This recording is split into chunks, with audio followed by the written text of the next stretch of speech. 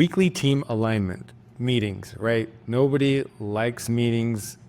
They can get out of hand. They can definitely take you off track if you're not focused.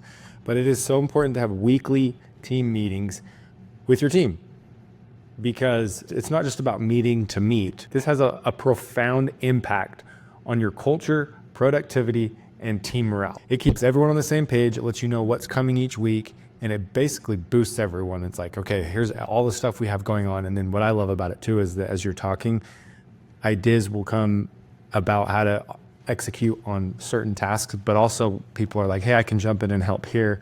I'm not as busy this week. It gets everyone on the same page. And make sure you have an agenda. Meetings can go off track, off rails if you don't have an agenda. We dive into our first thing we do when we have our meetings is we dive into Asana, and we go from company to company, and each person that's in charge of each company talks about that company, what they're doing this week, if they need help, if they're shooting anything, and we all give our feedback on like what we can help with. But ultimately it helps everyone understand what's going on. And because if everyone doesn't understand what's going on, it's like we're all rowing in different directions. And what's the point? Like, we got to be rowing in the same direction. We have to understand everything that's going on in the business so that we're all working together. So why weekly team matters, kind of talked about already, but it provides consistency so that no one's left out of the loop. Everyone knows what's going on. There's clear communication. So if there's questions or if we need to align on expectations, this is where all that comes out. And we want to make sure we're clear, transparent, and effective. Team camaraderie. This brings everyone together, especially in the creative world and where there's a lot of editing. It's very easy to get locked into your room, your office, and just edit or go and shoot something with a client. And you kind of miss out on the team morale and getting together. This brings everyone together. And a lot of the time it's fun. And one of the things we also end with is we talk about things culturally. So what kind of activities do we have coming up? Let's talk about what we can do. Are there any birthdays, things like that, to keep everyone excited about what's coming. And then we definitely, like anything in film, is problem solving. So as things come up, we're going to discuss obstacles and figure out solutions.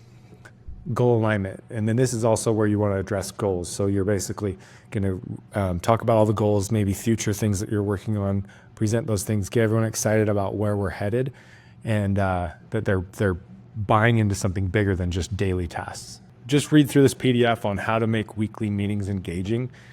Some things are clear objectives. So one of the tips that I share is share the agenda at least 24 hours ahead of the meeting to give team members time to prepare.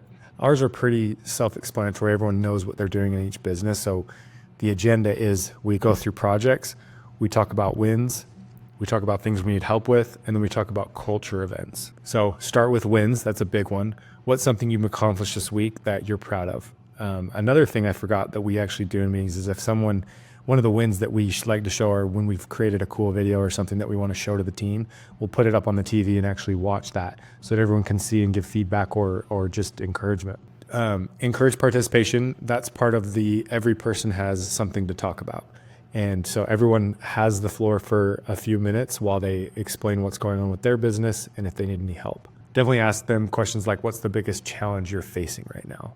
Include time for brainstorming. So maybe you have a client that is in a certain position that needs something and we need ideas. And so this is a cool time to actually bring everyone's heads together and actually communicate in person about things that we can do. So for example, how can we improve the process for handling new client requests? Keep it short and sweet. So following the agenda so that you're to the point with everything you need to talk about. Obviously you can have some room to have a little bit of conversation, but don't let it get too far off the rails. Keep it short and sweet. Use visuals. This is one that is super important in our industry. We have a TV that we actually all sit in front of. We pull up Asana, we look at the projects, and everyone can stay engaged by seeing what actually is happening. And then we show the videos and the pictures that we're taking. Close with action items. So at the end of the meeting, they should always end with things that everyone's going to be doing this week if they haven't already talked about it inside their section. So like when they're talking about their business, they should have action items and what they're going to be doing this week. And then another one is to rotate team roles, which is cool. So putting other people in charge of the meeting can be effective. This allows everyone in the company to have a voice, and it adds variety, which is fun. And it doesn't feel like I'm just talking the whole time and giving marching orders. So putting other people in charge of the meeting, I think, is a really cool idea.